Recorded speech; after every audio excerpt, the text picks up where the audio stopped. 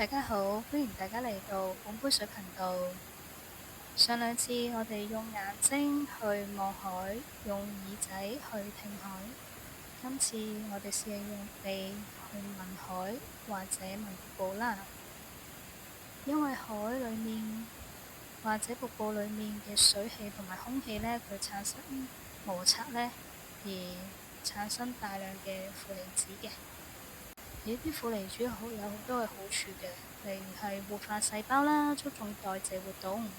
亦都可以淨化空氣，放鬆我哋嘅身心啦，促進我哋嘅血液循環，從而提升呢我哋嘅睡眠質素喎。而且呢，負離子亦都可以呢增強我哋血液裡面嘅白血球啦，從而增強抵抗力。而且呢，當我哋去聞海或者去聞瀑布，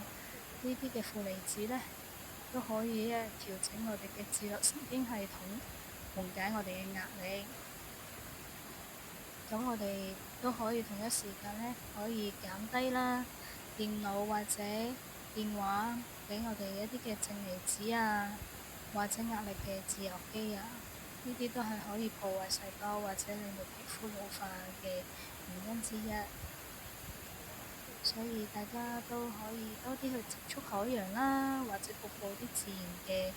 景色，可以俾我哋呢吸收多啲嘅負離子啦，令到我哋身心呢都可以放鬆。希望大家都有個愉快嘅週末啦〜